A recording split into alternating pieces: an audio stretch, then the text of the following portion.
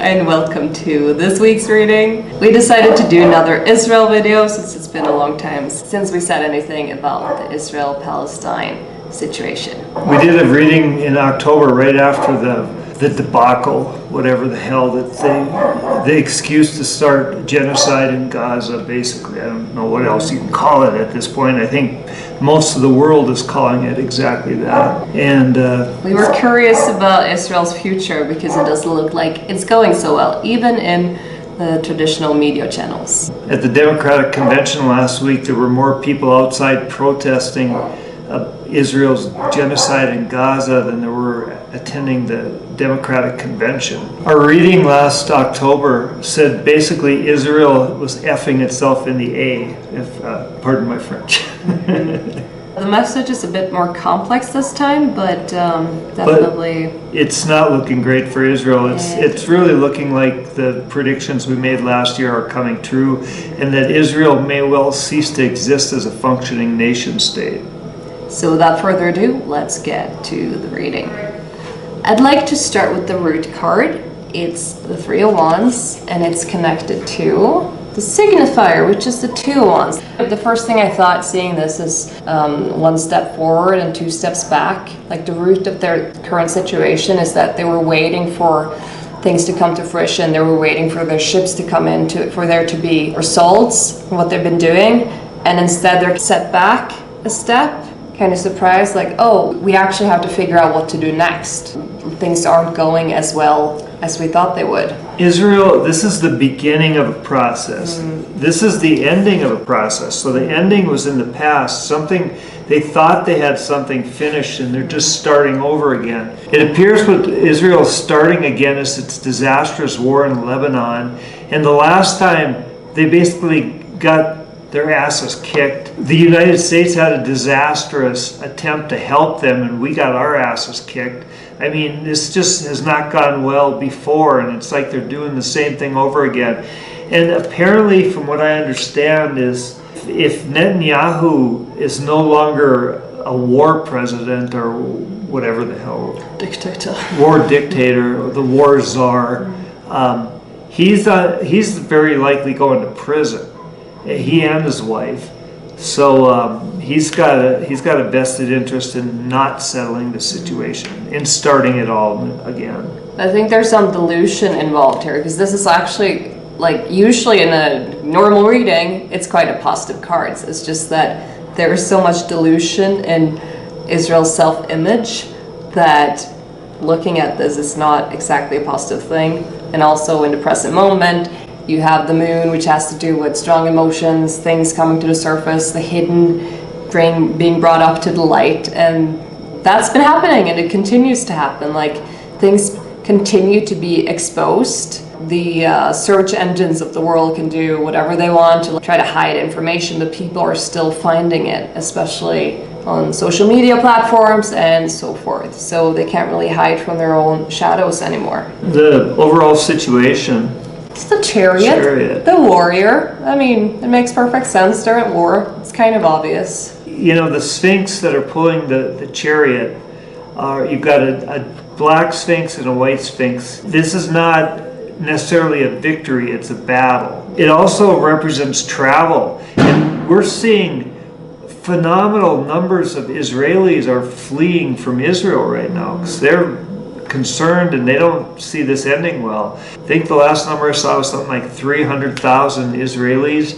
have left the country. A lot of them probably are dual citizens, so they went back to their home country, probably the United States for the most part. But that's a country of 5 million people. 300,000's, that's like huge number. That's close to 10% of the population. Leaving the promised land. Yeah.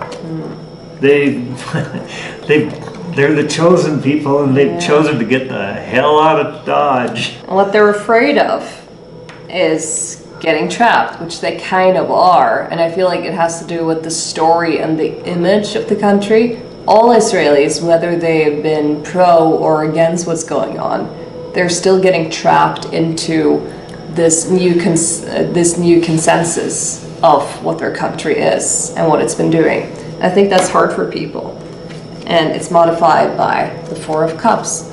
which has to do with like not seeing new opportunities, like being too focused on the past. And I think there might be an opportunity for people to like actually speak up. As horrible as all of this is, sometimes it's these kind of events that make people wake up, right? Like terrible things like the pandemic finally woke people up to how the government actually is not your buddy, right? So I think this is a similar situation where you're afraid of getting trapped in this new paradigm, this new world where Israel is no longer seen as this amazing nation. Yeah, the world's most moral army that's slaughtering women and children in Gaza. And this card says that this is a prison of their own making. And the heinous war crimes, I mean, the world is kind of coming together and saying that what's happening in Israel is travesty, it's a war crime, it's a crime against humanity, which many of us have known this for a long time. If you paid any attention to what's really happening to the Palestinian people, you know this is not news. They're putting themselves in this position, and it might not be that easy to get out. We see here in the gateway, which is the key to everything, that's the hermit. I think on one hand, it can speak to Israel needing to be on its own if it's going to continue doing what it's doing, and like the state itself doesn't seem to be wanting to give up.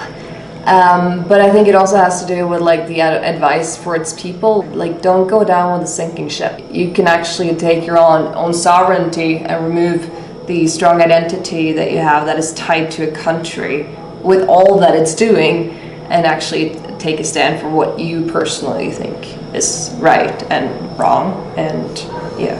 When we did our first reading on this in October last year, I said during the reading, I suggested that Israeli people might want to consider fleeing because things are going to get ugly. Things are getting ugly, and Israel really will be alone. You know, our government might promise them that they'll back them in some kind of a war against the U.S. government, Lebanon and Iran, which is no joke. Going into war with Iran is not the same as going to war with Afghanistan. It's not the same as going to war with Iraq. We decimated the Iraqi people and the Iraqi military for almost 10 years before we went to war with them. This is not the same situation. Iran is a serious opponent, and they've also got the backing of BRICS countries, which are the economic powerhouse in the world. Israel will really find itself alone, and you know, if 20% of their people flee the country, you know, that leaves 4 million people to fight the entire Arab world. Well, the entire Muslim world, because the Iranians are Persian. So what do they want? I think they want a break. Yeah. Which I understand completely. They want some downtime is what they want. It's modified by the Nine of Cups, which has to do with comfort, feeling content. I think they've gotten very used to being comfortable. So all these things that are happening now, they don't like it. They really want to get out of this war, but they can also not back down because it's... They've gotten used to basically doing whatever they want, and if anybody questions them, they're anti-Semitic. If somebody has a problem with them slaughtering tens of thousands of innocent people in Gaza, well, they're anti-Semitic. Never mind that the Palestinian people are more genetically Semitic than most of the Ashkenazi Jewish people who came from Poland and Russia. Plot twist. Yeah. What do you think about the King of Wands in the astrological energy? That's interesting because Israel's, I don't know who this card is speaking to, because the Wheel of Fortune is rolling, and Israel's going to either end up on top or underneath. And I'm almost thinking this represents the world, which seems to be becoming united in its opposition to Israeli war crimes. Yeah, and people are passionate about it. Like, they're not just saying, oh no, that's bad. Like, they're actually going out to the streets. We've got 500 or 600 people in Washington, D.C. that are wholly on Israel's side because they're paid to be on Israel's side by AIPAC, Israel's Political Action Committee, that's the single biggest contributor to campaign funds than any other political action committee. So they're firmly in Israel's pocket. Tom Cotton, for God's sakes, you know, he tosses Netanyahu's salad. But it's a shitty job. Yeah, I wouldn't want it. I wouldn't want to be close to him or a salad. I wouldn't want to be close to Tom Cotton either. No, probably not. So I think this represents the people of the world, but I think what it's saying is that the astrology is working out in favor of the people opposing Israel and not for Israel, because Israel is going through an astrological shitstorm right now. There's really nothing good in their chart, and what's bad is phenomenally bad. So let's hear more about this phenomenally bad stuff. All right. So the major transits affecting Israel right now, and these are really close to exact. I mean, this is hitting them hard right now. Uranus is conjunct Israel's sun. Israel is going through a revolutionary time of wild instability and chaos, when events happen unpredictably and disruptively. The country could use this as an opportunity to break old patterns and embark on a new course, which that's what the cards are saying. But because its culture has degenerated to the point where genocide seems dull and routine, this energy will be directed inward and cause damage to the country, possibly even leading to its destruction as a nation state. Like Pluto is a rolling, a steamroller slowly crushing you. Uranus is more like a large explosive going off in the middle of your lunch. In Netanyahu's salad. Yeah. Uranus is something. Uranus is an explosion of Netanyahu's salad, and Uranus is also square Mars right now. Israel's impulsive actions will have sudden, unexpected consequences. The country is acting as if its collective ego is at stake. At least Netanyahu's freedom is at stake. Asserting itself regardless of the risks involved. There's considerable tension with other countries. Israel will be unable to avoid disputes that will blow up in their faces. The security of the country is at stake. The more Israel tries to assert its will over the rest of the world, the greater the chaos that will ensue when it fails. The more it engages in rash, petty acts, the more severe the consequences. Israelis are by and large unconscious about how the world views the atrocities they are committing against the Palestinian people. This will result in violent eruptions of energy against Israel and the Israeli people, up to and including the complete destruction of the country. And then we have Neptune square Jupiter, which gets a bit interesting. Israel's impatience with restrictions is testing its collective grip on reality. It's chasing fantasies built on its overdeveloped belief in its own strength and power. Israel believes it cannot lose, but the day will soon come when it loses very badly. Then its foolish overconfidence will result in utter defeat. This is the result of a religious movement that has caused Israel to lose all touch with reality, which is Zionism.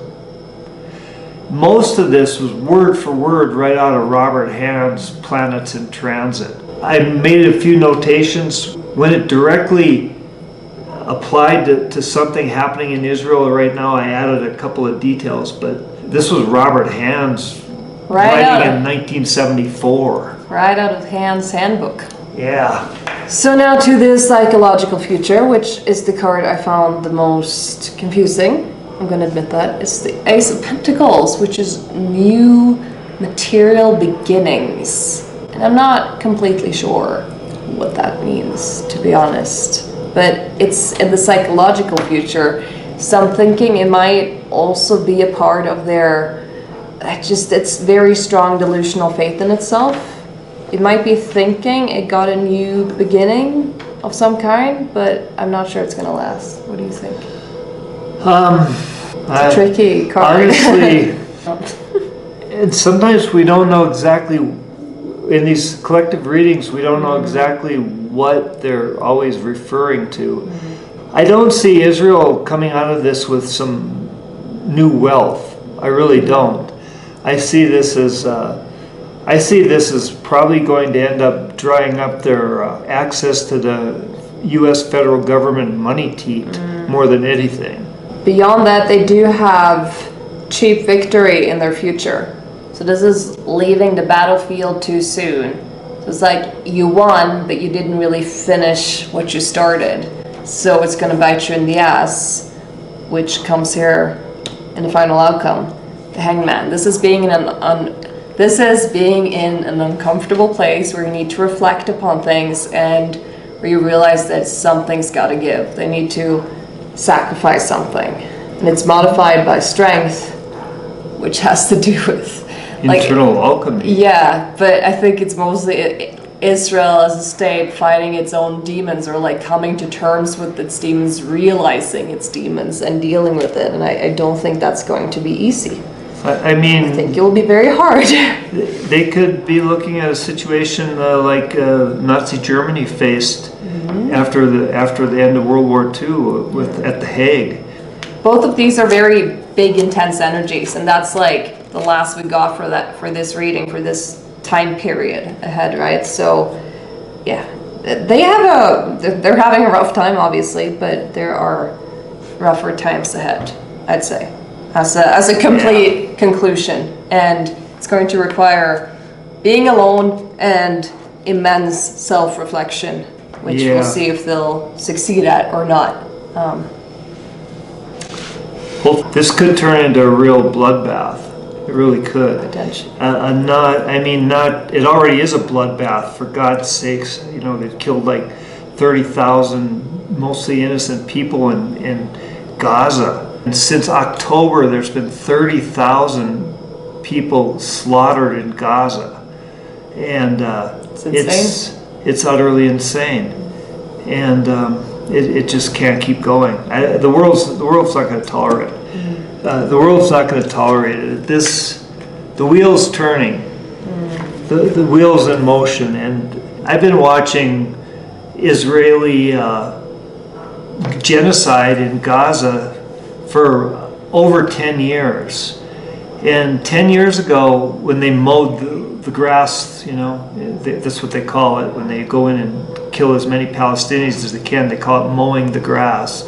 10 years ago, you couldn't talk about this. I've mentioned this before, but I had a book contract canceled by... You want to say the name of the publisher? No, I won't say the name of the publisher, but the person behind the cancellation was a dual citizen, let's just put it that way. Exactly. Well, guys, thank you for watching. Please comment if there is something you would like a reading about. If you want a personal reading, contact us. Actually, if you're in Antigua in Antigua and Guatemala. Guatemala, next Tuesday, we'll be giving a reading. We'll be giving readings at an event at the Londoner Pub, which is quite a nice place. Very nice people, and we expect to see you there. Yeah. All of you. All 36 of you. All right, guys. Thank you for watching, and we'll see you in our next video.